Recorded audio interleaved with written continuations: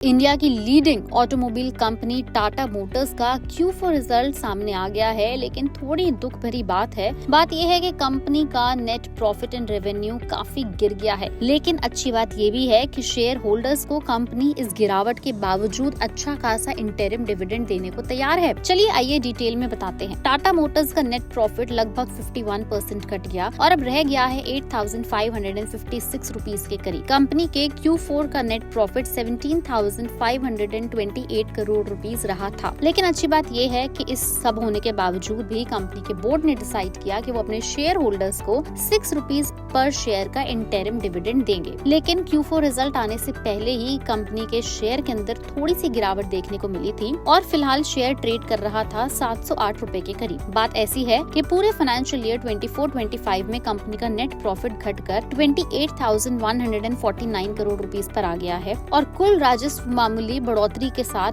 4,39,695 crore rupees पर रहा। अब बात करते हैं जैगुआर लैंड रोवर की। क्वार्टर के रेवेन्यू 7.7 बिलियन पाउंड्स रहा, जो कि उसके पिछले साल के तुलना में 1.7% कम है। वहीं पूरे साल के रेवेन्यू की अगर बात करें तो वो लगभग रहा 29 बिलियन पाउंड्स, जो कि पिछले साल के कंपैरिजन में काफी स्टेबल रहा। Q4 फाइनेंशियल ईयर 25 में PBT 875 मिलियन पाउंड था, जो कि Q4 उससे पिछले साल FY24 में लगभग 661 मिलियन पाउंड से ज्यादा था। इस साल रेंज रोवर की बिक्री सालाना आधार पे 20% बढ़ी है। अगर एनुअल बेसिस पर देखें तो कंपनी के प्रॉफिट पर एक बहुत बड़ा झटका लगा है, जहां कंपनी का कंसोलिडेटेड प्रॉफिट सिर्फ अब 8,470 करोड़ रुपीस रह गया और इसका पहले एस्टिमेट लगाया गया था कंपनी ने ही कि कम से कम 8,583 करोड़ रुपीस रह सकता है। अगर हम बात करें पैसेंजर व्हीकल्स की, तो पैसेंजर व्हीकल्स की बिक्री में 13.1% की गिरावट आई है। कमर्शियल व्हीकल्स की बिक्री में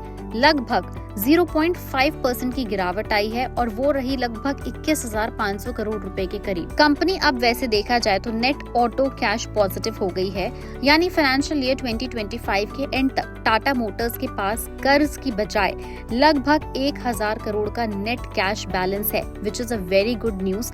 और उम्मीद है कि इस खबर के बाहर आते ही उम्मीद कर सकते हैं कि अगले दिन यानी कि 14 मई 2025 को टाटा मोटर्स के शेयर के अंदर एक पॉजिटिव सेंटीमेंट देखने को मिले। लेकिन अगर आप भी इस कंपनी के एक शेयर होल्डर हैं तो आप अगले दिन शेयर के ऊपर एक कड़ी नजर जरूर बनाए रखें। और हाँ, हम इस वीडियो में इस शेयर को या इस कंपनी को प्रमोट नहीं कर रहे, हम आपको सिर्फ Q4 रिजल्ट्स की जनरल इन्फॉर्मेशन दे रहे हैं।